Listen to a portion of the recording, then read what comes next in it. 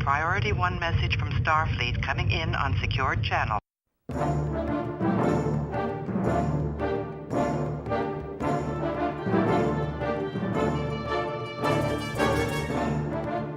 You are listening to the TrekRanks Podcast, a member of the Tricorder Transmissions Podcast Network.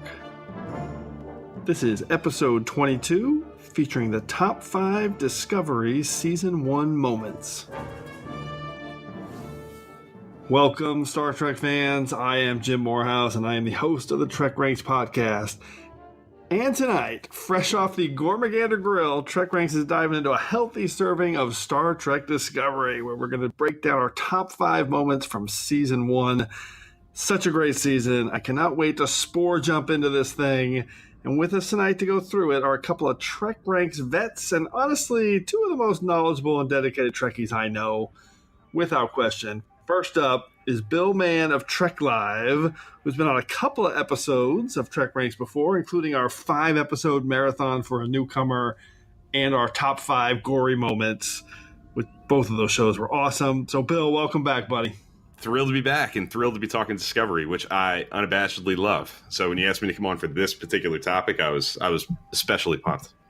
Well, I'm not going to lie. I wanted to get some Discovery love on this episode because sometimes that's a little hard to find on Twitter with some of the belly aching we see out there. Okay, but enough of that, Moorhouse. Stop worrying about it.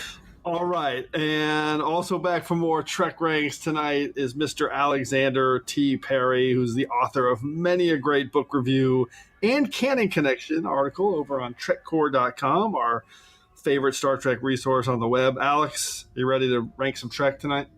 Kapla, Jim. I am ready to conquer the Federation. All right, so I wanted to see, are you working on anything right now for TrekCore? By the time this drops, our last Canon Connections article will have gone up. It is the longest one I've done so far, and even though at times I've done 2 episodes at once, this 45-minute episode of Star Trek, the last episode of the season, had, I think, more Canon Connections in it than any previous episode, so it was very exciting. Alex, will you hold my hand? Because that episode had a lot of Canon Connections, no doubt. I will hold your hand, and I will lead you to the under-construction space dock in the orbit of Earth in the opening. Oh, I love that. That was so cool. I spotted that right away. All right, and then for anyone who follows Bill on Twitter, he has meticulously, through the last couple of years, gone through a couple of Trek rewatches, and he categorizes, and he ranks, and he charts all of his rankings and gives out his season-by-season Trekkie awards. It's awesome, super great detail breakdown, obviously something that we love here at Trek Ranks. So, Bill, I have to ask, when are you planning to go through Discovery and start to weed them into your awards and rankings? Well, there's a very rough draft of Discovery rankings weaved into the 707 other episodes. That'll be coming soon when it's solid, and I'm confident and that it's 100% right. Yeah, that's really all I wanted to hear, that it's in the works, because I figured it would be. Oh, it's in the works. Will we get any special previews tonight? There will be at least one special preview, because we have to pick our favorite episode. So clearly that's going to factor in. Yep. Okay, so let's start getting to that. Let's run through our Trek Ranks recalibration so we don't waste any time getting into tonight's awesome topic. So first up, as I think most regular listeners will know by now, general order number 1 here at the TrekRanks Podcast is that we love Trek. And we love to rank Trek via some deep dive topics that really just get the conversation started. And as most of you know, literally my favorite thing to do is talk about Star Trek. So that's half the reason this podcast even exists. So hopefully when you listen to the show, you'll have some fun with it. Maybe think of a few episodes or ideas of things that you haven't thought about for a while in terms of Trek. And as our good friend, the Vulcan Master, likes to remind us each week, the main driver for all of our discussion here at the TrekRanks Podcast is infinite diversity. In infinite combinations. That's right, Vulcan Master. Our mantra here is no wrong answers. It's not about being right or definitive in any way. It's just about sharing the things that we love about Trek. So we love it all here, from TOS to TNG, straight through to Enterprise and the Kelvin timeline and Discovery, of course, now. It's all fair game here on the TrekRanks Podcast. All right, so before we jump into our Level 1 Diagnostic, let's quickly power up the Argus array so everyone knows exactly how they can hail us. Hailing frequencies are open. For TrekRanks, as you might expect, you can check us out on the World Wide Web at TrekRanks.com and also at the TricorderTransmissions.com. And if you'd like to leave us a message with your own picks, you can do that at 609-512-LLAP. That's 609-512-5527. And I will relay that number again at the end of the show. You can also find the Tricorder Transmissions on Facebook. And for those of you who've been enjoying all of the shows here on the Tricorder Transmissions Podcast Network, including Shore Leave and Disco Trek and Politreks and now Reading Trek, and there's a few more there I forgot. Oh, TrekRanks, that's one of them. You can support the network by becoming a Patreon of our shows at patreon.com/the Tricorder Transmissions. And of course, we always appreciate the support and all the great interaction that we get from our listeners. So, and in regards to that interaction, you can reach me on Twitter at TrekRanks and also at Enterprise Extra. So please reach out to me anytime there, as we just love to hear from you. And as you know by now, it makes the show a lot better when we're hearing from you. So to wrap it up, Alex and Bill, let's hear from you guys on how people can get a hold of you. Alex? I'm on Twitter at Alexander T. Perry. I tweet almost exclusively about Star Trek. Recent highlights include a spirited discussion with Dr. Trek himself, Larry Nemeczek, about visual continuity in Star Trek Discovery. So if you enjoy what you hear tonight, I would encourage you to seek it out and let me know what you think about whether Star Trek Discovery should look like it was made in the 1960s. I wonder if that topic will come up tonight. And Bill, how can people get a hold of you? You can find me on Twitter at TrekFan4387, and you can find me on Trek Live, which is a weekly live stream with my good buddy Dan as we talk about all things Trek, all kinds of topics, covering all the shows, all the movies. We talk about anything. That's great. And everything. We're looking forward to getting Dan on the show too, so that is going to happen. All right, I think we're ready to activate our Level 1 Diagnostic to get into today's show. Diagnostic cycle will be complete in 20 seconds. So this week's diagnostic cycle is actually pretty critical in terms of how we made our picks. So we're not just picking 5 random items that we want to highlight as our top 5 moments during the Discovery Season 1. And so instead of doing that, what we're going to do is we're going to categorize and kind of define each round a little bit to cover more ground, make sure we get it all in there. So here's how we're breaking down our top 5 Discovery Season 1 moments for this show. In round 5, we're each going to pick our favorite production design element. So that can be anything like your favorite ship or a prop or a costume or the musical score or visual effects, whatever floats your boat in terms of a production design. In round 4, we're going to choose our top performer or actor. So this topic is all about kind of the best performance on the screen, but also off the screen in terms of how your selection connected with Trek and the fans and promotion and just kind of immersed themselves into the Trek universe. Round 3 is the Dabo Round. So it's a complete wild card. You can pick anything you want to hear. Round 2 is all about your favorite character. So you can pick that, literally any way you want, but it's about whether it's your favorite narrative or maybe your most interesting character or someone you just want to see more of in season 2, but you get to highlight a character in round 2. And round 1 is clear. That's the TrekRanks staple. What's your favorite episode of the season? Because that's what we do here at TrekRanks. So after that, we'll do some secondary systems choices just to get a few more outlying picks. So Alex and Bill, that's a lot of detail, but I think you guys follow. All good to go? Good to go. Oh, yes. All right, let's jump into our prime directive. I do not concur with your captain's decision. She's following our prime directive. Define prime directive.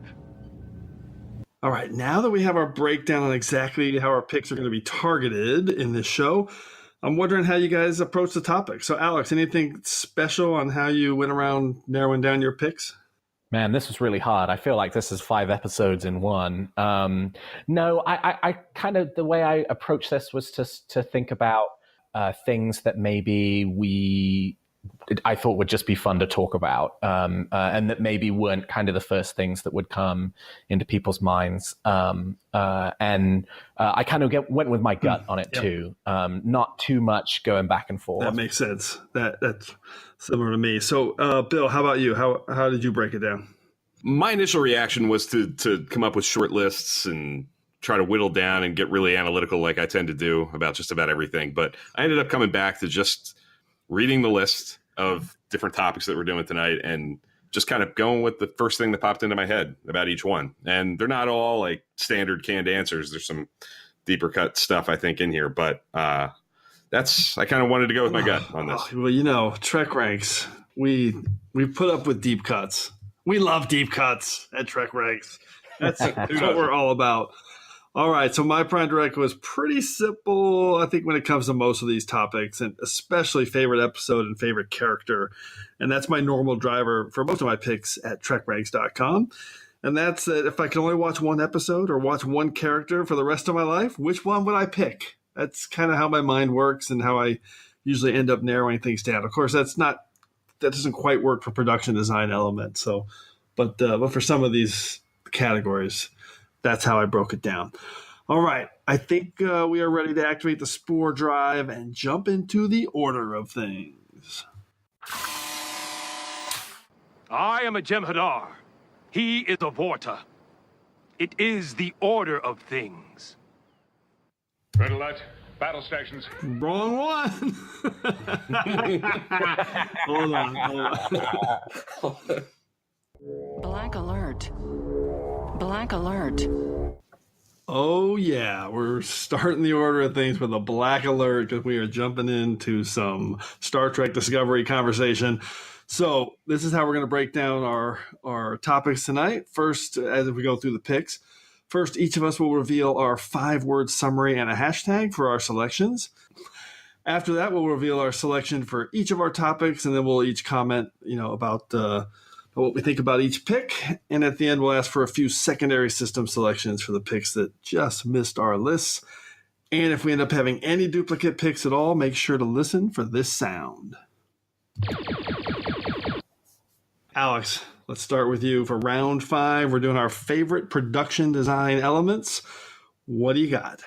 Okay, so my 5-word summary is insane hand-to-hand combat, and my hashtag is Michelle Yao is a badass.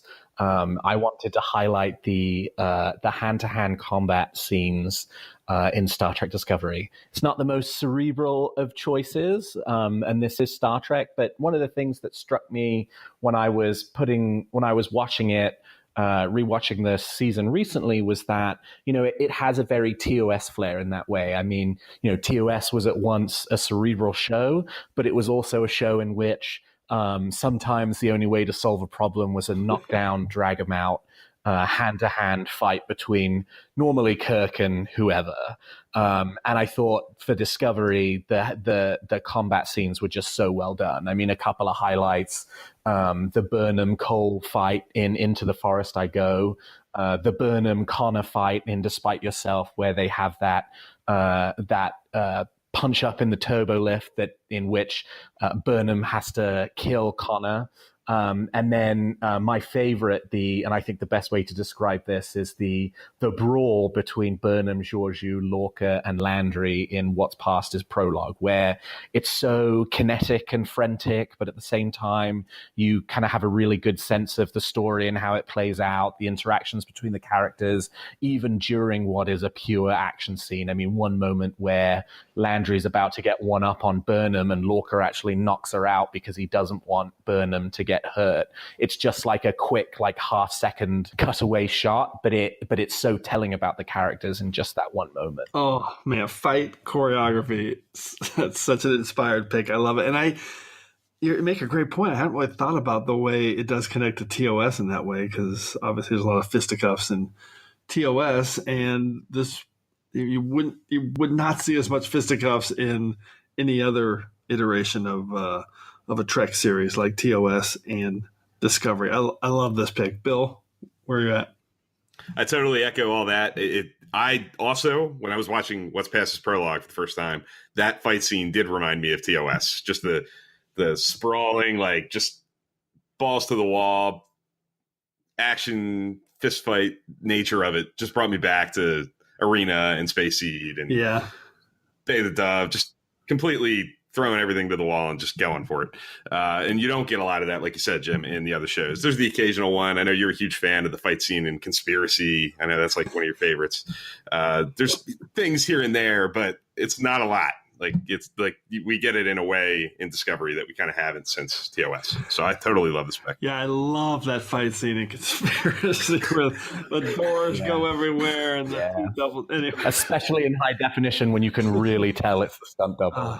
I just don't understand what Admiral was. Admiral Quinn, right? Yeah. So I don't understand what his plan was. Mm-hmm. I mean. It's like he just did a show and then it works. Right. I don't know. Anyway, okay, we're getting. I will say one thing about Discovery though. In season 2, I would really like a flying wedge kick similar to Kirk against Khan in Space. Khan, yes. I was about to say that the definitive all-time fight will always be Kirk versus Khan in engineering, but Discovery right there in terms of choreographed fights. I love this pick. All right, Bill, what's your round 5 pick for production design? My 5 words in a hashtag is soundscape of Star Trek nostalgia, hashtag perfect callbacks. And it is the sound design. It's all kinds of stuff. It's the bridge background noise. It's the hailing frequency sound that you get every time in the show. It's the sound of the phasers and the photon torpedoes. Like there's all this great iconography sound stuff happening in it that calls back to TOS, and there's some TNG era 24th century stuff. There's even a little hint of Enterprise here and there. Like it's this hodgepodge of everything. And then on top of that, they have their own new kind of Discovery specific stuff, like the Black Alert that's often referenced in TrekRanks these days, and the jump sound effects. Like they have their own stuff too. It's not just calling back to existing stuff, but the first thing that came into my mind when I went to pick this was the scene in What's Past His Prologue when Burnham is trying to hail the Discovery, and she's just, you get a couple of hits of that hailing frequency sound, and it's amazing how a simple sound effect makes me giddy and happy in all kinds of ways. Yeah, that's a brilliant shout out. So smart to think of this one, not one that popped into my head, but I remember from the very first couple episodes when all those sounds are just kind of inundating you, and there's so much Star Trek in them. And some of it's like, I'm like, those are 20. That's Enterprise. That's a TNG sound. That's 21st. It was just overwhelming, and I love it from start to finish with the way they integrated sound into everything they did. How about you, Alex? There are 2 moments in the Vulcan Hello when I knew that Star Trek was back. The first is when the Shenzhou comes through the clouds to that Alexander Courage famous music in Star Trek. And the second was after the opening credits when they push in through the view screen and Burnham's standing there. And as soon as they push through that view screen, you get this kind of wall of the beeps and boops and trills of sort of the Star Trek milieu. And that was really the second time where I was like, yes, Star Trek is back. It's on TV. It's such a recognizable soundscape. And it's so, as you say, it's so essential to the franchise, but you don't even realize it. And so, yeah, I think this is a fabulous, fabulous pick. Yeah, it's awesome. And I'm going to use it as a segue because some of the sound design is part of my number 5 pick for production design. So let me jump in there. It's my 5 words in a hashtag are mix of TOS and the cage, hashtag the perfect phaser. And of course, it's the Type 2 phaser from Discovery. And I'm actually holding one in my hands right now because I love this thing. And I got to say, this is probably my hardest choice to make of these 5 categories. I know I'll end up mentioning some other alternate production design favorites later in secondary systems, but for me, I could not overlook this phaser. It's just perfect. And the sound design, of course, is when you move that nozzle on the front end and it makes that really loud noise. And everyone's like bitching, it makes too much noise if you're trying to sneak up on somebody, but who cares? It sounds awesome. So I just love the first time I saw this thing was when they had a promo shot of Burnham and Georgiou on the transporter. And I remember I zoomed in on it because you could only see the bottom part of the cage-style nozzle on the bottom, and then on the top you could see the grids and the kind of the TOS style phaser sticking out of the holster. And I just was thinking, oh my God, I cannot wait to see this phaser because it looks like the perfect design to mesh between the cage and TOS. And of course it is. And it's got the Type 1 phaser pop out. It's just brilliant. I love the way they utilize it throughout the series. So, Bill, what's your take on the phaser? I love the Discovery phaser. It's at home in TOS. It's at home in the cage era. It's a perfect amalgamation of all these different designs that we get over the years. And my jealousy knows no bounds that you're holding one as we're recording this. I want one bad. Alex, how about you? Say what you will about the visual design for Star Trek Discovery, and people have said a lot about it. I think one of the things that has united everybody, whether you are a fan of kind of the original design ethos for the original series or the more updated Discovery design, is how fantastic the phaser is. I mean, it really is that kind of perfect retro modern combination design. There are elements of not just the cage and the TOS phasers, but I think there's some of the assault phaser from Star Trek 5 and 6 and the grip. I think there's a little bit of the Search for Spock phaser in there as well. And it's the kind of thing where, you could just as easily see Jeffrey Hunter holding that phaser in the cage as you can Sonequa Martin Green holding it in Discovery. And I think, it is the perfect visual representation for what they've been trying to do with this show. Yeah, agreed. And Bill, when people say, oh my God, you got that phaser, I'm like, yeah, that's why I work. That's the only reason I work, is to buy that kind of phaser. All right. It's an awesome collector's piece for sure. So cool. Okay, let's move to round 4, where we're going to talk about our top performer or actor. And again, so by that we mean the consideration here is on both on and off the screen. So in terms of promotion for the show, fan interaction, just how they kind of immerse themselves into the Trek universe. So Alex, who's your top performer round 4? So my 5-word summary is the back half of Colmets, and my hashtag is mycelial network. My pick for top performer is Anthony Rapp. And really, when you first put this to me and said it's both on-screen and off-screen performance, I was really drawn to the off-screen part of it. I think Anthony Rapp's interaction with the fans has just been stellar. I mean, from the time he was hired and started his watch of the whole franchise, and tweeting about it and being very interactive with the fans, and even getting involved in some of the Facebook groups, which, can be some of the worst places to go for Star Trek Discovery. But he's there, he's engaged, he's even reading the novels and writing Goodreads reviews of the Star Trek novels. I mean, there are diehard fans who have their own podcasts who aren't novel readers. And he is. And so I just think for that reason alone, in addition to his incredible performance on Star Trek Discovery, but for being interactive and being there for the fans, Anthony Rapp had to be my number one choice. Yeah, I love that pick. My memory of him is always going to be that image of right when he got cast, when he tweeted a photo of himself with all those DVDs that he was going to watch and do his research that his friend had given him. And I remember thinking his friend must just be going insane, bonkers, knowing that his buddy's going to be on Star Trek. So, Bill, what's your take on Rapp and his interaction with Trek? Anthony Rapp deserves this citation just for being brave enough to wander into the cesspool that is Star Trek Discovery Facebook. Yes.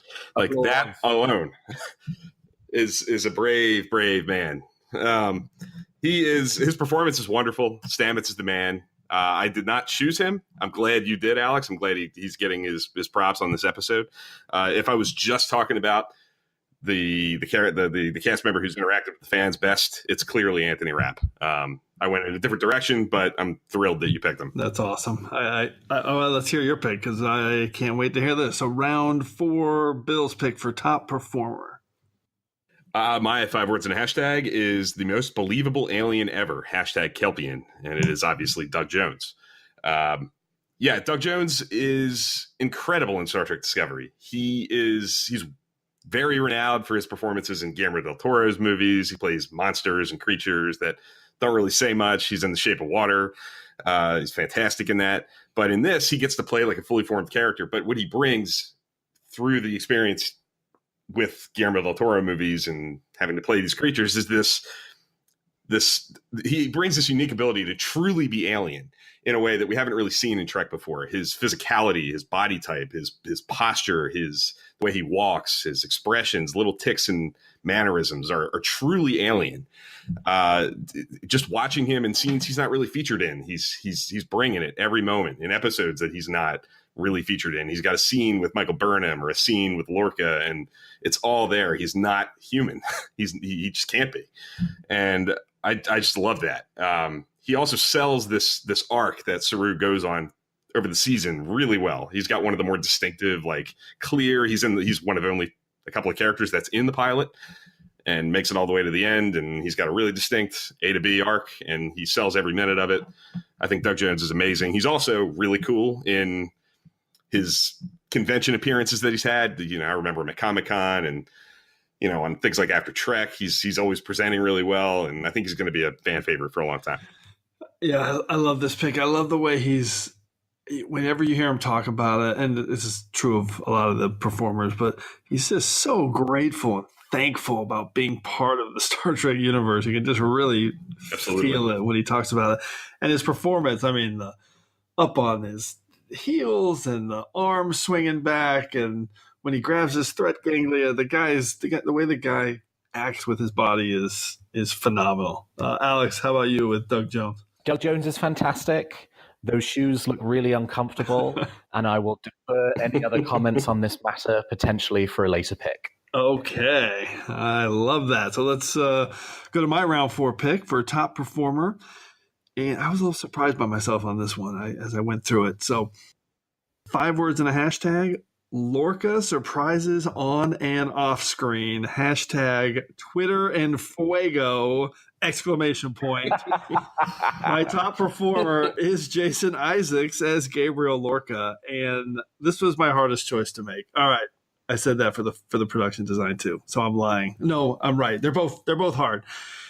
Anyway, when I went with Jason Isaacs, I feel it was because just the way he embraced becoming a part of the Trek universe as an actor. It's not something I expected when he was first cast. I really thought he was kind of a red herring. I'm like, Jason Isaacs is going to be the captain in Star Trek. He's a pretty well-known actor in terms of movies and TV and other franchises. And I really just thought he's only going to be in it for a few episodes and killed off, and that's going to be the Burnham track to the captaincy or something like that. This is all a year ago kind of thing. So when I found out he's one of the main cast members in terms of like the opening credits, I was so surprised. Like, what is the plan for this guy? And obviously we get early wind of his Mirror Lorca. So I think everyone was basically expecting that twist, but I still didn't change the way I appreciated the way it was executed and the way he acted it and the way it unfolded. But again, the main reason I picked him is the way he chewed his scenery off the screen in his role on Twitter. And the guy is just unstoppable in terms of his kind of social liberal minded tweets. And it's obviously something I'm on board with, but I liked also the way that he poked Trekkies, who are losing their mind about Discovery. And he had one quote where he was like, I'm going to read the quote. "I don't mean to sound irreverent when I say I don't care about the diehard Trek fans. I only don't care about them in the sense that I know they're going to watch anyway. I look forward to having the fun of them being outraged so they can sit up all night and talk about it with each other." I love this quote so much because he's nuts. And boy, did we do exactly what he said. This quote, so true. This quote is respectful. People can't see that. He's being respectful of the community and the environment and knows what it is. And people just read, "I don't care about diehard Trek fans." it's like context matters, especially with Gabriel Lorca, as we know. Mm-hmm. So you might almost say context is for yeah, kings. you might just say that. You might say that. So I just love the way he embraced it and chewed the scenery on Twitter with Trek fans. So, Alex, what do you think? It's funny. I think he was my second choice. And as I was considering Anthony Rapp and Jason Isaacs, I decided they were kind of the opposite of each other. They totally are.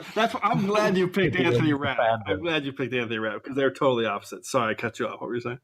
No. Because Jason's just like, I'm just going to say what I think. And he's not super interactive, right? He clearly reads everything.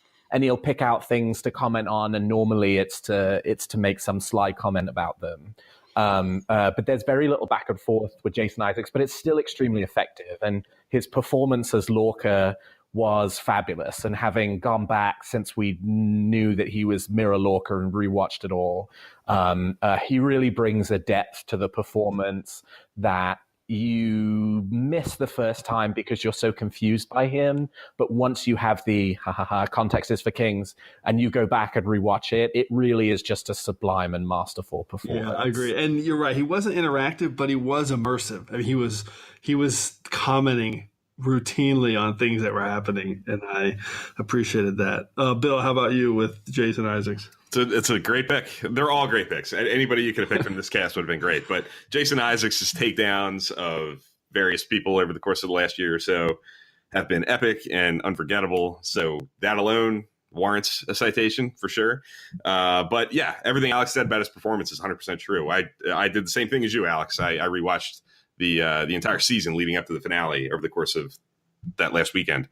And it's amazing how Jason Isaacs was amazing right from the beginning, but how much his performance is elevated by the context, by knowing where it's going. And when you go back and you look for all the hints and the subtlety and the little winks and nods he gives you all through the show. The guy's a great actor. He's amazing. Yeah. Oh, all right. So instead of the soup round, we're having the Dabo round, number 3, or round 3. Alex, what do you got? Okay, so this continues the conversation we were just having. My 5-word summary is, it wasn't like it was before. And the hashtag is, I can't leave Starfleet's most powerful weapon in the hands of a broken man. I actually wanted to pick a particular scene for this pick. And my pick is the scene from Lethe after Lorca and Cornwell have slept together. And she finds some scars on his back and goes to touch him, and he whips out his phaser and it's set on kill and sticks it in her face. And they have this conversation afterwards that when you watch it the first time versus when you watch it the second time are two totally different scenes. The first time you watch it, you see it from Cornwell's perspective. That this is a man who clearly has a lot of demons associated with the destruction of his ship. He's carrying a phaser set on kill around with him. He's not the kind of traditional Starfleet captain. And you get very powerfully that broken man idea of him just having a lot of really dark stuff happening in his head and pain that he's dealing with. And that all comes out of the last episode, Choose Your Pain, where you discover that he destroyed his own ship and killed his crew so that they didn't end up getting captured by the Klingons. When you watch it the second time, knowing that he's from the mirror universe, the power dynamic totally flips and you see it from Lorca's perspective. And actually what's happening is really interesting, where she leads him down the path of saying that he needs help and he's a broken man, and he goes with it. And I think, he in the earlier scene before they sleep together, she tries to bring up things that had happened in their past, and he very quickly moves off of the topic, not because he's uncomfortable talking about it, but because he doesn't remember it. That wasn't him who participated in those events. And so she basically lays it on the table and says, you're depressed. I think something's going on with you. And he goes, yeah, you're right. This is what's going on with me, because it's the only thing he can do, because it's not like he can say, oh, actually, I'm from an entirely different universe and we're evil over there. So it's just so great. And props to writers of that episode, Ted Sullivan and Joe Manosky, because it really is one of those scenes where you watch it one time and it means one thing. You watch it a second time and it means something completely different. And that is just so fantastic. So well said. And there's so much of the series is obviously like that. Such a great pick to pick a moment like that. Bill, what's your take? That I thought a lot of the same stuff when I was watching Lethe again, with the context of the whole series leading up to the finale. I couldn't have said it any better. The scene is a whole new scene, knowing what you know later. And it is, like you said, Jim, it's the whole show is kind of like that. I can't wait to hear people talk about the show on rewatch, knowing everything that they know, having seen it all, and looking for all the little clues and all the new wrinkles that kind of expose themselves with the knowledge that is going to come later on. So that's just like one example of all these different moments. Context is for Kings is loaded with that kind of stuff. Yeah, that's so much better with context. I know you, Michael Burnham. yeah, exactly. There's so much stuff. That's a great summary. You're gonna hear a lot of people backtracking when they go back for a rewatch, because so much of the criticism is, I want to know everything. Doesn't make sense. My criticism is, I don't know everything. When you're criticizing, it's like, get the context. We keep saying that. Foreshadowing. And by the way, I love the end of that episode. It was one of my big moments when she gets kidnapped, obviously, or taken prisoner. And Saru goes, hey, we're going to go try and get a jailbreak here, right? And Lorca's like, no. Command says we shouldn't do that. Or it's just like, wait a second. Buy the book, Commander. Yeah, Buy the book. Okay, Bill, what's your Wildcard Dabo Round pick? So my 5 words in a hashtag is sweeping theme and classic iconography, and my hashtag is I haven't skipped it yet, and I am talking about the main title sequence and the theme awesome. Going along with it. Yeah, to be honest, I remember a YouTube video coming out maybe a week or two before the show premiered, and you heard Jeff Russo's main theme. And if I'm being honest, I liked it, but I didn't necessarily love it the first time I heard it. But it has grown on me unbelievably. It was seeing it in the context of the main title sequence as a whole. The first night was a big step forward, but like I said, I've watched a lot of Discovery over the past however many months, and I have yet to fast forward through these main titles. It's like a cool throwback in some ways. It features the ship and all the classic iconography, like I said, the phaser, the communicator, the live long and prosper sign. Like, it's got all the classic Trek tropes in it. The ship flying around, but it's a version of the main titles that's in line with modern TV as well. It's long and extended. It's great. I love it. I love the theme, and an extension off of this would be Jeff Russo's score as a whole. Is kind of goes without saying is spectacular, and I can't get enough of his work, and most specifically his theme. Yeah, his work on the series is phenomenal. It's so good for television. I'll just say that in terms of those visuals on the way that they portray, obviously have meaning for things that are happening in terms of the season. Yeah. Like you mentioned that Vulcan sign, but then it kind of disintegrates and blows up, which obviously happened in Lethe, which we were just talking about. And I love the ending with the two hands, the two mirror hand images kind of fading apart. There's just so much of it, dude. Absolutely. With Gormagander, everything. It's just phenomenal. Alex, what's your take? It's fabulous. I love the James Bond aesthetic to it. Yeah. That kind of iconography for the series as a whole being played out. It's pretty different from the other main title sequences, but I like that. I mean, I didn't I didn't want to watch something where it was just a ship flying through space with pretty scenes behind it, because Voyager's the best that could be.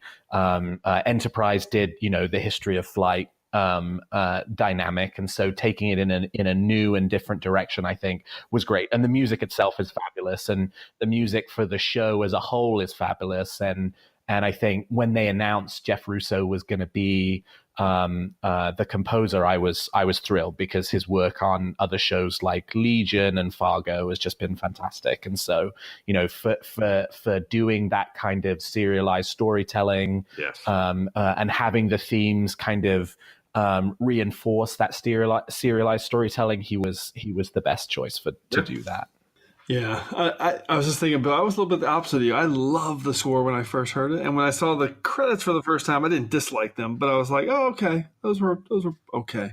But then when you start realizing that they have a connection to what's coming in the episodes, I really like that, and I can't wait to see what season 2 is going to look like, because I'm assuming it will be all different. Okay, so my round 3 pick is 5 words and a hashtag. Bookend moments from start to finish, hashtag Burnham, Georgiou, Saru. And my pick is these bookend moments from the opening few episodes and then the finale of Discovery. And it's one of the things I really loved as this series was closing off with these, the way they did this smart kind of reflective parallel storytelling that was going on throughout the season in the writer's room. And a couple examples. First, I love the setup from Battle of the Binary Stars, where Georgiou and Burnham are fighting on the Klingon ship of the dead, and Burnham, she can't get Georgiou out alive. Georgiou dies right in front of her. And then at the end of what's past his prologue, the two are fighting side by side again, and this time Burnham is not leaving without Georgiou. And that moment when she grabs her, I'm just like, oh man, it's such a great parallel to the beginning of this series. And I love the way that it set up these awesome twists in the final couple episodes. I also love the difference between the setup of the first 2 episodes, which is the flip on basically Burnham saying, we can't do it the Starfleet way, and betrays her captain and her ship, and basically says we have to punch the Klingons in the face first.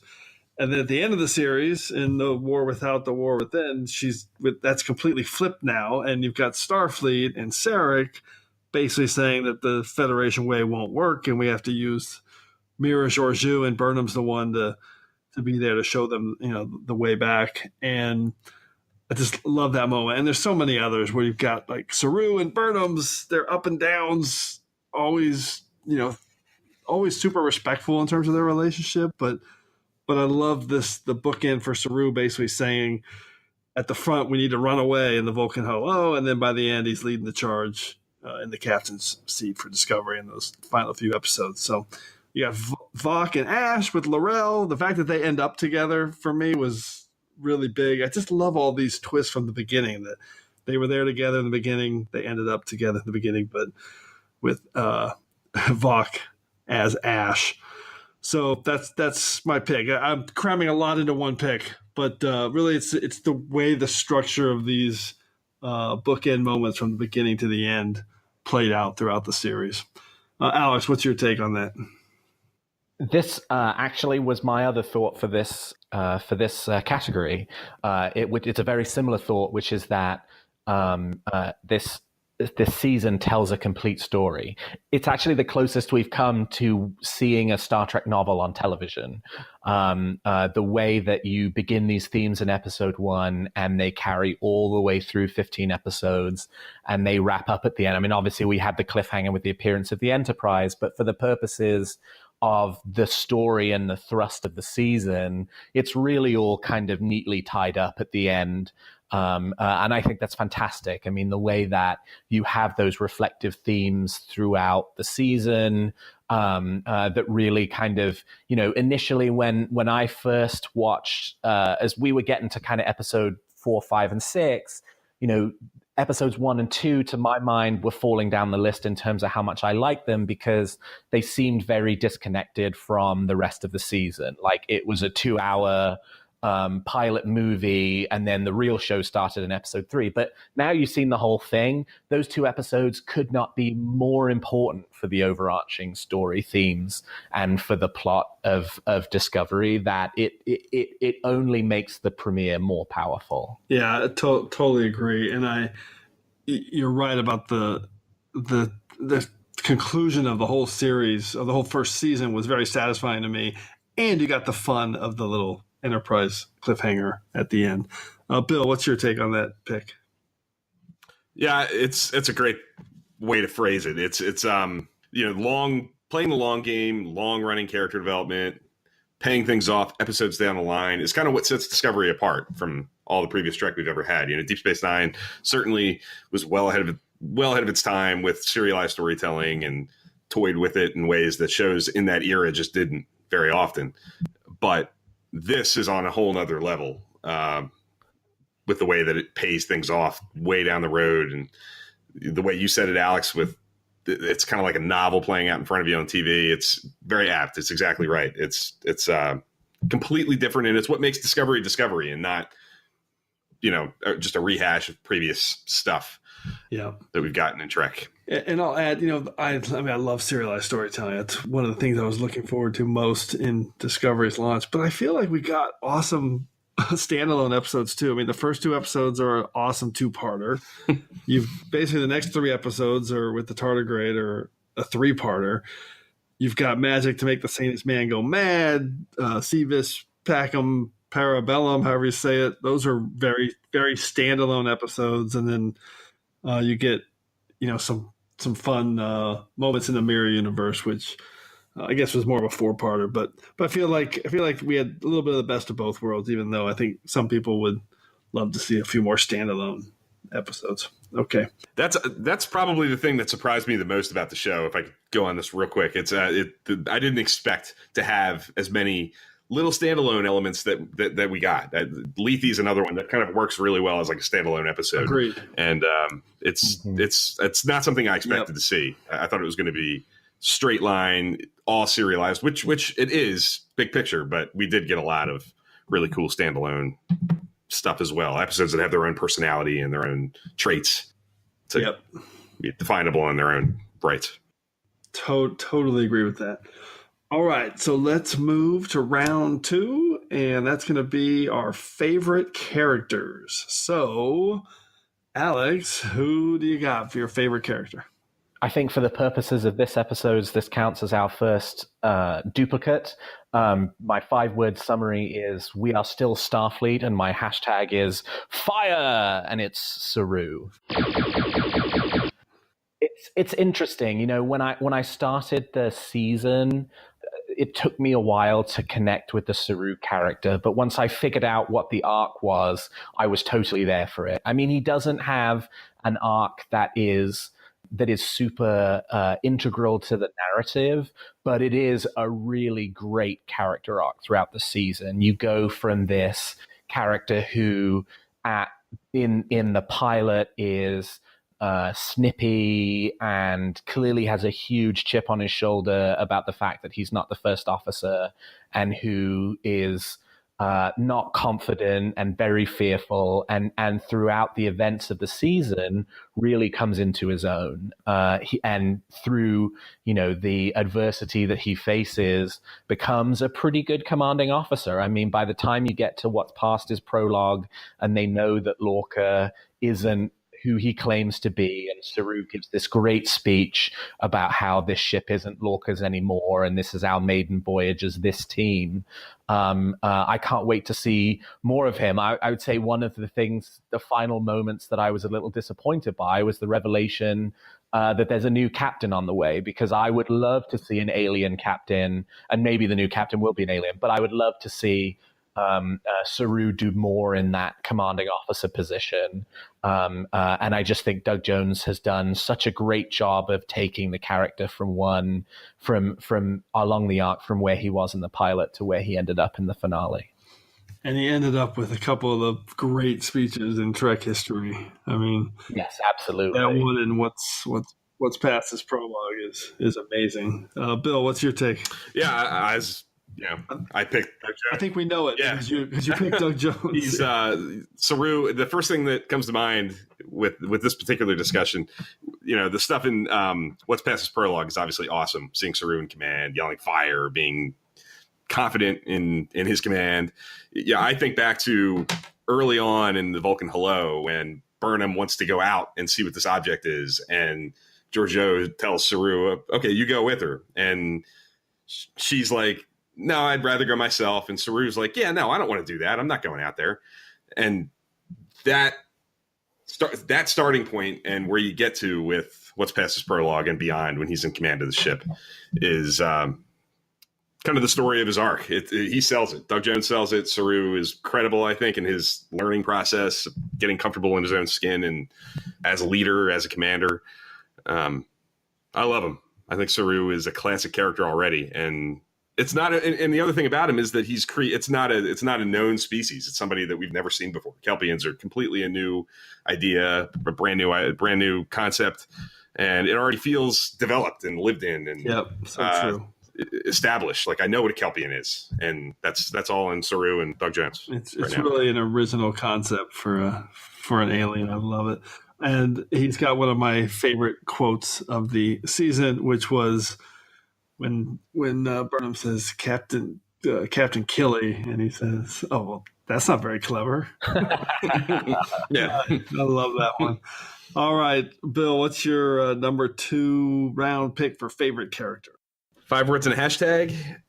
The lead isn't the captain. Hashtag no problem. It's Michael Burnham. It's got to be Michael Burnham. Wow. For me. Yeah. It's to me, this whole idea of making the lead of the show and the eyes that we see the show through, not the captain, not somebody who has arrived and knows what they are and has seen and done all kinds of stuff. Somebody who gets knocked on their butt and has to redeem themselves and has to go on this redemptive journey is the key to what makes Discovery unique and different and gives it the ability to tell this long-running story. I love everything about her arc. I know it's controversial and a lot of people would say this is the key to them not liking Discovery, but I love that there's a relation to Spock and Sarek involved, and that it's incredible. It's incredible. Yeah, it's just enough of a little thread that connects to TOS, and I love the stuff that we learn about Sarek's relationship with Spock through Burnham, the decision that Sarek had to make, like all the stuff in Lethe is pitch perfect. It's exactly why to set the show at that time.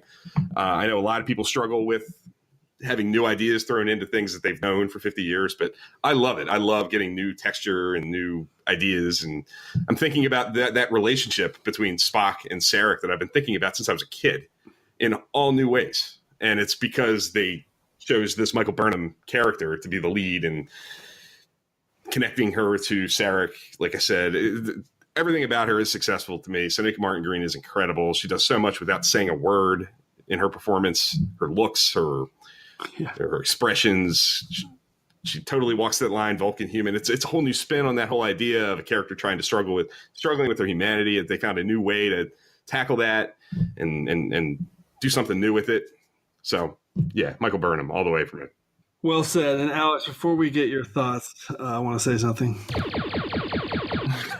All right. So my pick for favorite character, my 5 words and a hashtag, I am as surprised as anyone. Hashtag Michael Burnham's arc is the heart of Discovery. Yeah. And it is Michael Burnham. And literally everything you just said, Bill, was in my talking points. I know it's fantastic. I love it. It's not necessarily the most popular thing to pick the star of the show, but I just couldn't deny it. She, from day one, she has been riveting for me. And right off the bat, you could just tell this is Sonequa Martin Green's show and it's Burnham's show. I love this character. I love everything you said about Vulcan and the connection with Sarek. And again, I was talking about the bookend arcs before. You have this bookend arc with Burnham and Sarek and their long distance Katra connection, and then him finally calling her daughter in the finale. This whole Sarek Spock riff, the additional information we got there is amazing. And Martin Green has just owned this character and the difficult way to play a human fighting with the Vulcan sensibilities that she's been. I mean, just like you said, it's a different spin on something we've seen with this alien character, whether it's Spock or Data or Odo, whoever. Seven. It's just really, really brilliant the way they pulled this off to have a secondary character secondary ranked character be the lead. And I will never forget the moment at the end of Battle at the Binary Stars where you are going to jail for the rest of your life. I was like, what is this show about? I love it. So that's Jim and Bill's take. Alex, what's your take on Michael Burnham? Fabulous pick. I'm so glad you guys both chose Michael Burnham because, as you say, I mean, she is the heart and soul of Star Trek Discovery and the anti-Spock in many ways, where you have that character raised in a Vulcan environment with a pull from humanity. You know, one character, Spock, decides to go in the Vulcan direction. The other character, Michael, decides to go in the human direction. But both of them, it's muddy for both of them, right? Where Burnham had originally wanted to go in the Vulcan direction, and I think Spock had more originally wanted to go in the human direction, and they kind of end up back at Loco Parentis, and Sarek, and everything it adds to the Sarek character, I think, is fabulous. The character itself of Sarek now has so much more depth associated with it than he did before, and there's so much more nuance and tragedy to the character and his relationship with Spock. But you know, this show is Michael Burnham's show, and Cynical Martin Green does an absolutely fabulous job at kind of conveying that she has that very strong Vulcan influence, but still being a human at the same time. And I think since in the earlier category we were talking about the actors, I think she would probably be one of my secondary systems for actors who have excelled off screen, not so much because of interaction with the fans, but because of everything that the rest of the cast have said about her. Yeah, I mean, they have been extremely generous in their praise for her role as the leading lady of couldn't agree more of Star Trek Discovery. And I think that's really important because, you know, there have been Star Trek shows where the leading actor has had conflict and strife with the other members of the cast in more than one of the shows. And so to hear that, you know, she's integral to ensuring that their chemistry is really good is just, it's so wonderful to hear. Yeah, agreed. I always think that I'm happiest watching this show when she's front and center. Just so impressed by everything she's done on and off the screen for Trek. All right, let's move to round one and our favorite episodes. See if we got any duplicates here. Alex, you are up. What's your favorite season 1 Discovery episode? Okay, so my 5-word summary is perfect character drama advances narrative, and my hashtag is plus Andorians. It is The Wolf Inside. Yes. Which hands down was my favorite episode of the season. It was the meatiest from a character development perspective. It had plus Andorians and Tellarite. It had the most advancement of the Tyler Voke storyline. That scene between Burnham and Voke in Burnham's quarters towards the end of the episode where he tries to kill her is one of the most powerful scenes in the whole season. Saru has that fabulous little speech at the end where he's talking about how they may be in an anarchic world, but they're still Starfleet and abide by Federation law. And that was a real kind of, you know, fist pump moment for the Star Trek ideals. She should have let me die.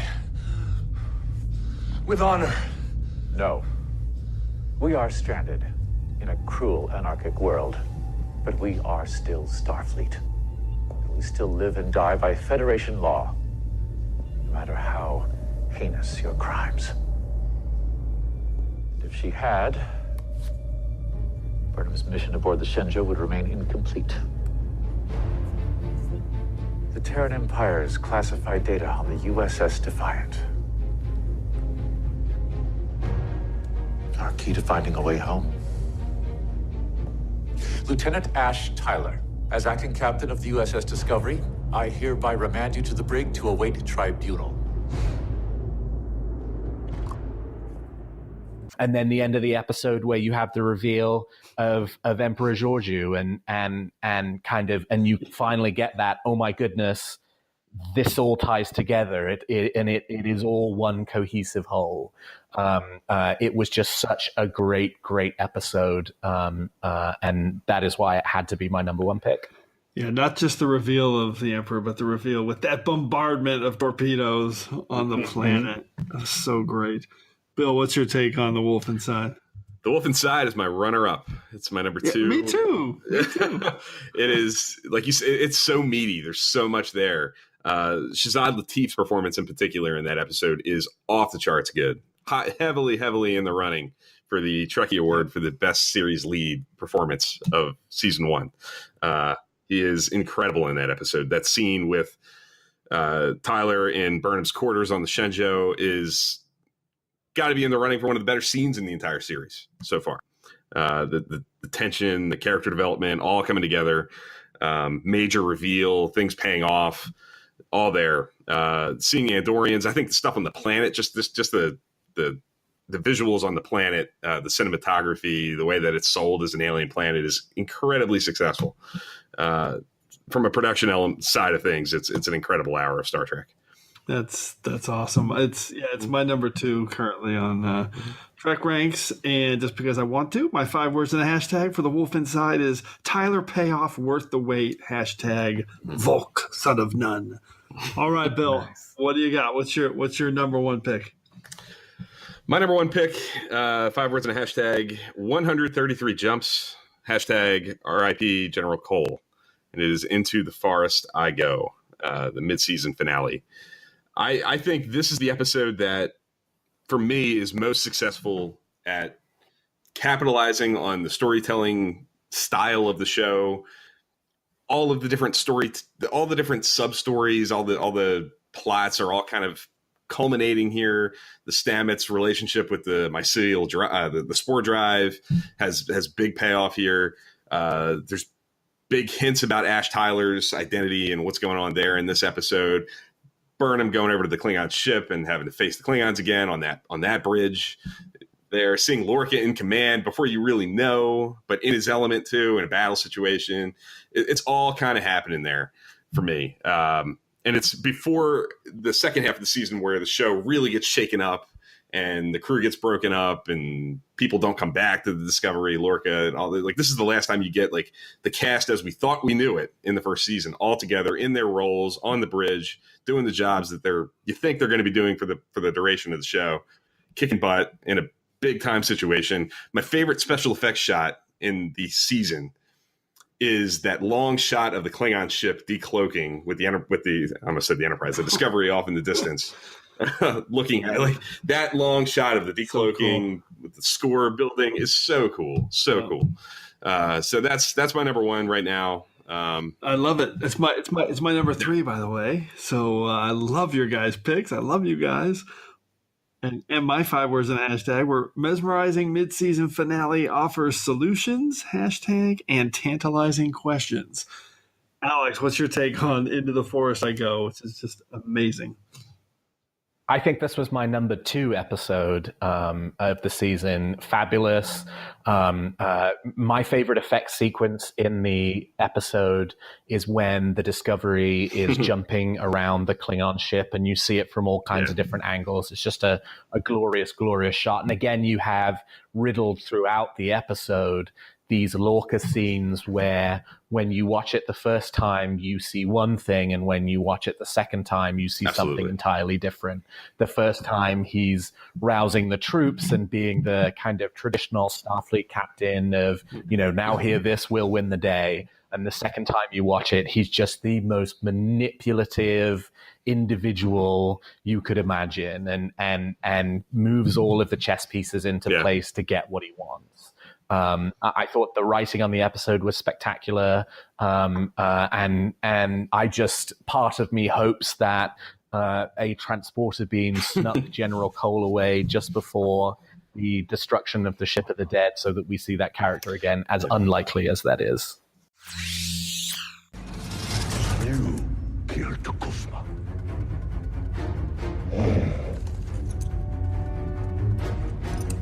And this belonged to your captain.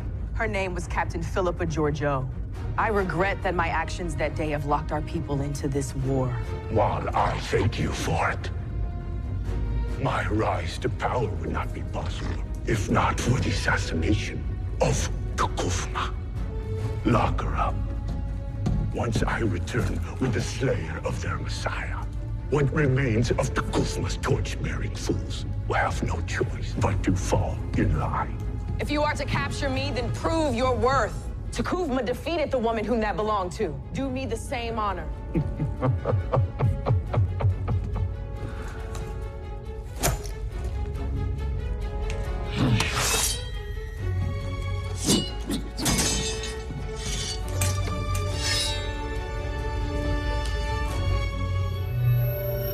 I accept your challenge, human.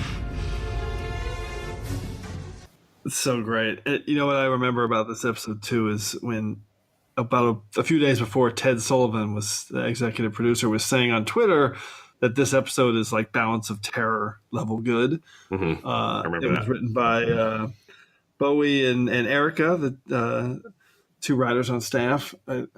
I remember thinking, oh, that's cool. I mean, it's not going to be Balance of Terror good. Come on, that's hyperbole. But after the episode, I was like, this is legitimately Balance of Terror good. That's how impressed I was by that episode. Phenomenal. Love these two picks, guys. All right, so my number one pick, we have alluded to it many times in this show already. And my 5 words and a hashtag are incredible introduction of ship and crew. Hashtag save the tardigrade. My favorite episode is Context is for King, episode 3 from the season. And I did kind of toy with the idea of moving this out of the top spot with Into the Forest I Go, or maybe even What's Past is Prologue, or The Wolf Inside.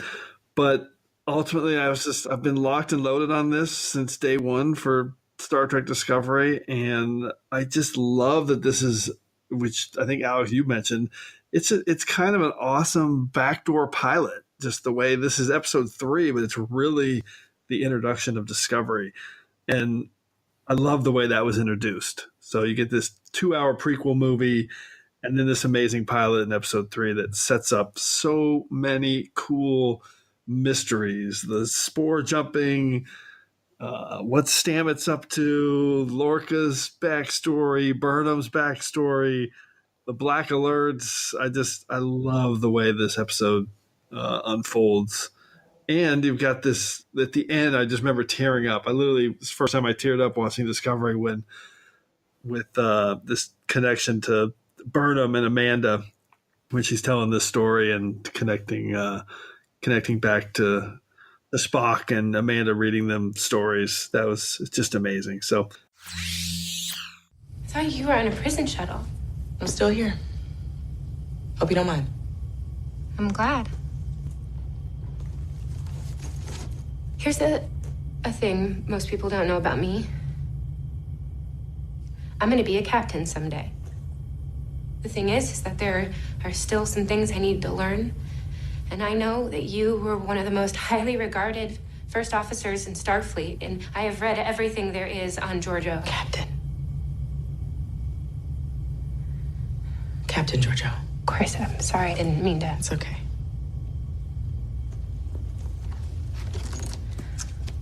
Wow, is that a book?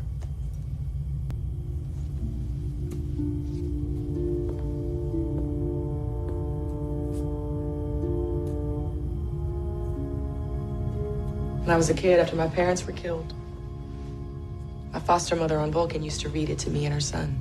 She and I were the only humans in the house. It's how I learned that the real world doesn't always adhere to logic.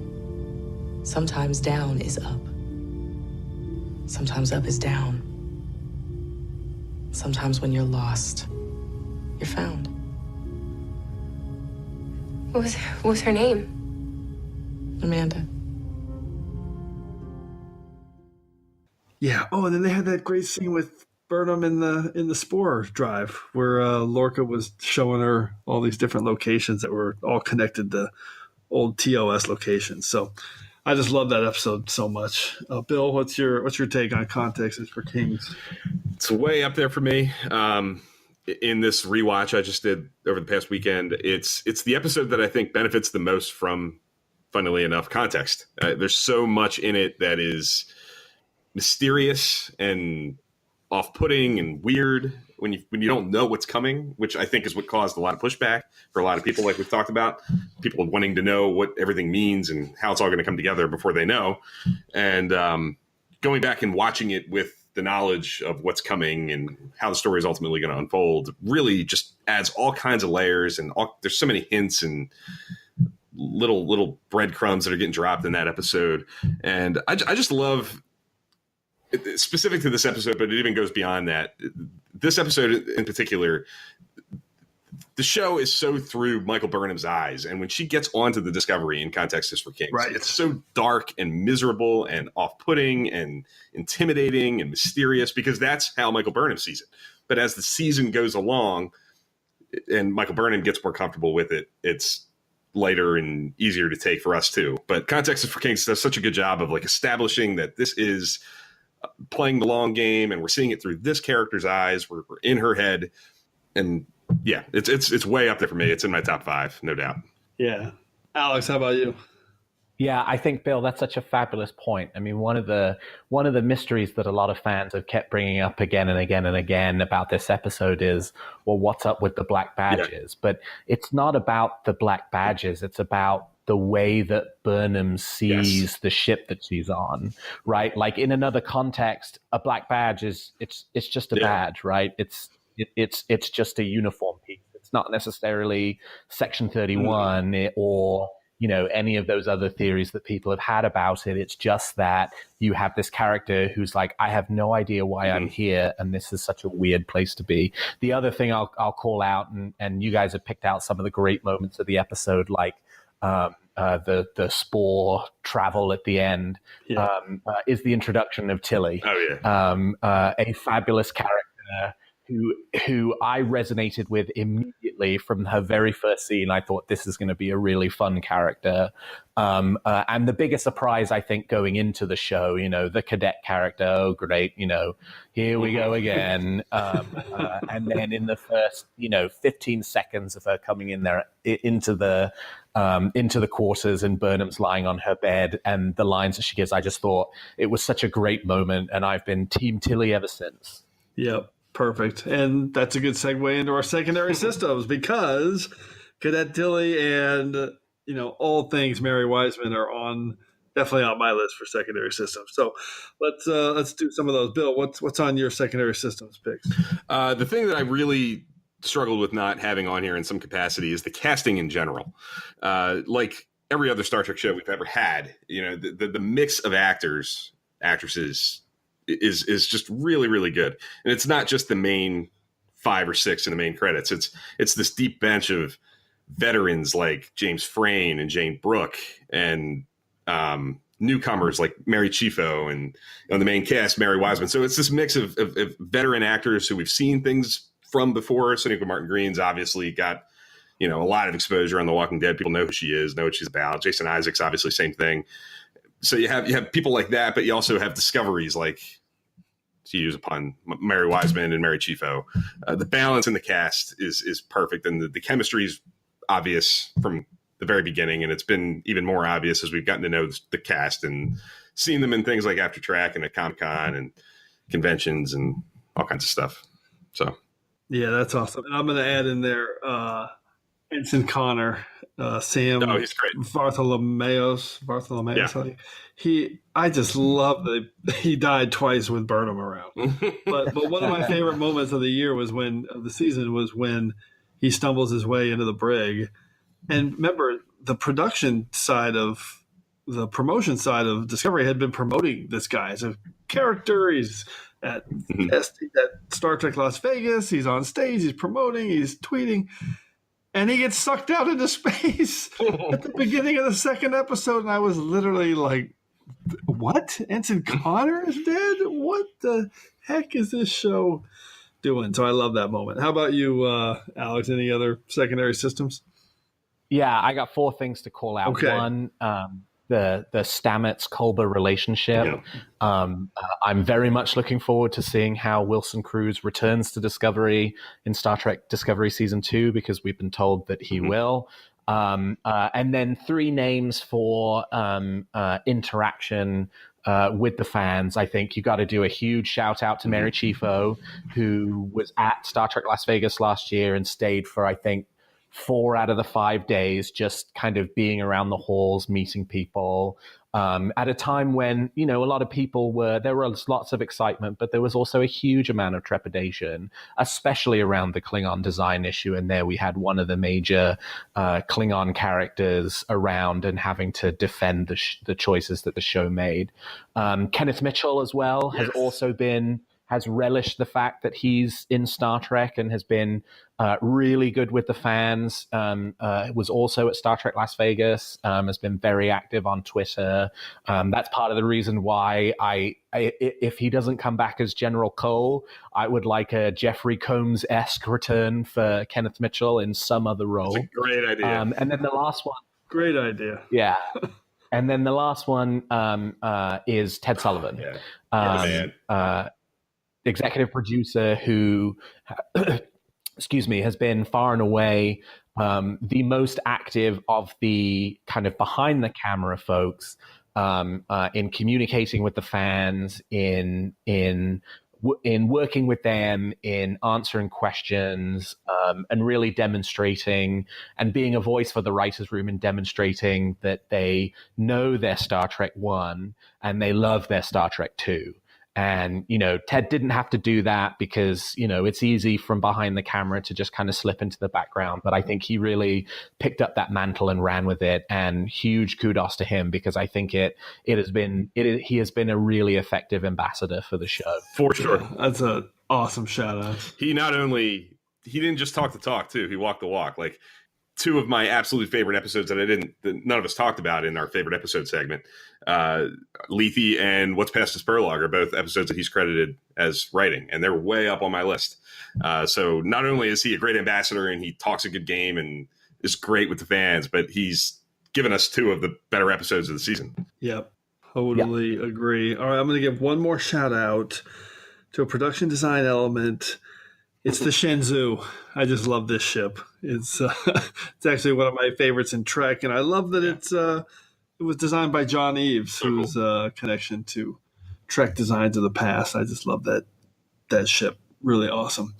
All right, great secondary systems. So let's jump into our regeneration cycle and go through a quick recap of our picks. Computer, activate regeneration cycle. Alcoves beta and gamma. All right, so we won't have any statistics in this round because there's really nothing to report on that front, but let's run through our picks really quick so we get a quick summary. So Alex, run down your 5 picks. So production design element, for me, it was the hand-to-hand combat, the fight choreography. My favorite actor on the show was Anthony Rapp. For the Dabo round, I chose the Lorca Cornwell scenes in Lethe as kind of indicative of how you can watch much of the show again with entirely new context and see it in an entirely different way. For my favorite character, I chose Saru. And for my favorite episode, I chose The Wolf Inside. Awesome. Bill, run down your 5 picks. For my favorite production design element, I chose the sound design. For my favorite actor, I chose Doug Jones. For the Dabo round, I chose the main title sequence and theme / Jeff Russo's score as a whole. For my favorite character, I chose Michael Burnham. And for my favorite episode, I chose Into the Forest I Go. Awesome picks across the board. And my rundown is round 5. Production design was the new phaser for Discovery. My number 4 for favorite performer was Jason Isaacs. For the Dabo round, I had the bookend storytelling that they did so well from the writer's room to start and finish the season. My favorite character was Michael Burnham, and my favorite episode was Context is for Kings. All right, so once again, we have encountered, it's Harry Mudd this time with a chronal displacement time crystal. And damn it, he just activated it. So it's time to flash back to our last episode and hear from our listeners. What's happening? You've been cheating. Passing notes in class to save your friends. Well, whatever you think you've come up with, I'll find a workaround. I'll keep resetting time until I do. Nobody beats Mudd. Our last episode was a super fun one as we broke down our top 5 doppelgangers, duplicates, and doubles. And as per usual, you guys did not let us down. We got a ton of cool, deep cut picks for this week's temporal causality loop.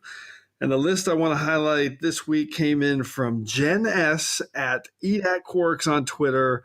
Her list was pretty much a perfect amalgamation of our show, and then basically she had like 5 different kinds of doppelgangers and duplicates and doubles. So her number 5 pick was like Claire's, who was on our show, and it was a little more lighthearted. It was Riker's fake sideburns in the Defiant, which I love. Her number 4 pick was a displaced reality pick, which was grown-up Jake in The Visitor. Her number 3 pick was a very scary, dark body invasion. It was Keiko as a Paul Wraith in The Assignment. Wow. Genius pick. Her number 2 pick, straight up mass duplication with the entire crew of Voyager and the ship in Course Oblivion. And she's the only one to send this in. Her number 1 doppelganger, duplicate, and double was a merging of 2 characters with the awesome outside-of-the-box pick of Curzon Dax and Odo. Such a great pick. I love that list. Really, really clever. So, all right, one more quick pick as my favorite overall deep cut selection of the week. And that award goes to the Borg at Star Trek 1701 on Twitter. And one of his picks was amazing. It's someone you've heard on every single episode of Trek Ranks. It's the Prelor and Kravik automated units from the Voyager episode Prototype. Just an awesome pick. He actually had 5 words and a hashtag, and they were automated unit 3947 is alive, hashtag define prime directive. Brilliant pick.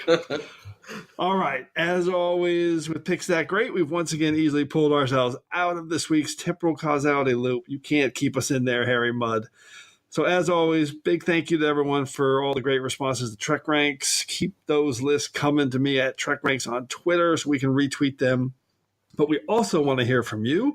So please put together your own list of top 5 Discovery Season 1 moments and give us a call at the Tricorder transmissions at 609-512-5527. That's 609-512-LLAP. So hopefully we will hear from you so you can be featured on the next episode of Trek Ranks. And on the next episode of Trek Ranks, we are doing one of our finite topics. And that's a show where we pick a topic that only has a few possible choices. And we're going to discuss each potential pick and then rank them. So, Alex, you were on one of those shows when we did our top premiere episodes. Yeah, it was a lot of fun. Yeah, so this one we're going to change our style a little bit for next week's topic. And I knew we'd get to this one eventually. And eventually we're going to get to all these different positions. But for now, we're starting next week with our top 5 series engineers. So your choices are Montgomery Scott from the original series, Geordi LaForge from Next Generation, Miles O'Brien from Deep Space Nine, B'Elanna Torres from Voyager, and Trip Tucker from Enterprise. And I guess we can also include Montgomery Scott and Keencer as well from the Kelvin timeline, if you want. So we'll let you stretch that far. And I know we usually say no wrong answers here on Trek Ranks, but if anybody picks Chief Engineer Argyle from TNG, they are going to be scrubbing plasma conduits on Deck 39 for a long time. All right, Alex and Bill, really quick, not much to think about here, but with no time to really analyze it, who you got? Who's your number 1 Trek engineer? Alex? I think I'm going to go with B'Elanna Torres from Voyager, and the episode I would choose to signify that character is Extreme Risk. Fantastic. I forgot to mention the episodes. We are going to do that, of course. Bill, who's your number 1 engineer? It's got to be Lieutenant Commander Leland T. Lynch No. You're scrubbing plasma conduits too. You're worse than Argyle. And the episode is The Arsenal of Freedom. No, I'm going to go with... I'll go with Trip Tucker. I'm a huge Enterprise fanboy, and I think he's the heart and soul of that show. They're all great. I love all these characters, but I love Trip Tucker's my guy. My commanding officer. Yep. Love it. All right. So it'll be a little bit of a different structure for next week's Trek Ranks, and I can't wait to do that. See how that one works out. All right. So before we wrap it up here, a huge thanks to Alexander T. Perry and Bill Mann. So great to have you guys on the show. Any final thoughts, Alex? No, this was a lot of fun. It's going to be a long wait to Discovery Season 2, but I think we will probably find out not too long amount of time who's going to play Captain Pike in as Captain of the Enterprise and who will be the next Discovery Captain. There are so many questions to answer going into Season 2. Who knows how they're going to play through on that? And I'm hoping, Bill and I were talking about it before we started recording, I'm hoping there's a way it debut still in 2018. We'll see. It's got a chance, but it'll probably be 2019. All right, Bill, any final thoughts on your end? No, a lot of similar stuff. I'm very curious to see what they do with how they're going to do the Enterprise thing. You know, are they going to recast characters? Are they going to come up with some kind of a crazy, it's just the beginning of some kind of crazy storyline where they have to go find the Enterprise or something? Who knows? Just really curious. The possibilities are endless. And I love that the cliffhanger was not really a cliffhanger. Like it is, but it's not hanging any story threads left over or anything. It's just like anything can happen from here, which is kind of refreshing and cool. Yeah, no doubt that it's a great cliffhanger because it just makes you happy. Yeah, exactly. And not pulling your hair out. So right. I love that. And we need to make a pact. We're going to start a Twitter campaign to get Ken Mitchell be the Jeffrey Combs Season 2, get him back as a character because that guy is awesome. Yes. I love that idea. I'm gonna get on that. All right. So again, just want to thank everyone for engaging with us here on episode 22 of the TrekRanks Podcast. As always, I want to close by saying I'm looking forward to standing with you again here in this place where I belong.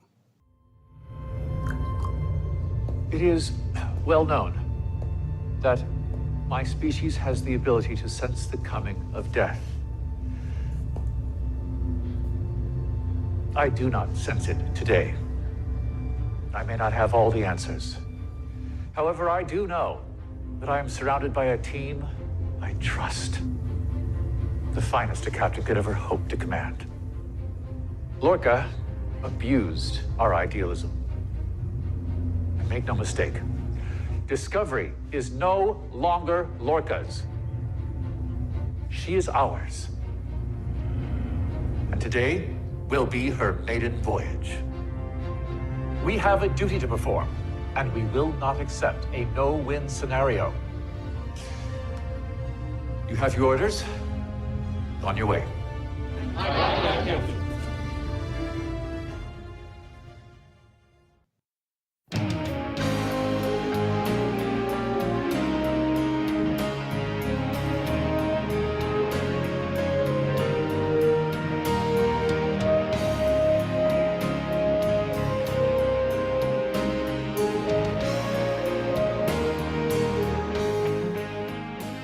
Hi there, thanks again for listening.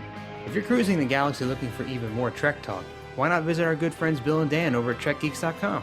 They've got a great podcast that covers a wide range of Star Trek topics, so you're sure to find something you'll love. And if you're in the mood for some awesome tunes, then you really need to head over to 5yearmission.net. The guys are writing a song for every episode of the original series, and each one is absolutely brilliant. So that's TrekGeeks.com and 5yearmission.net. Check them out today.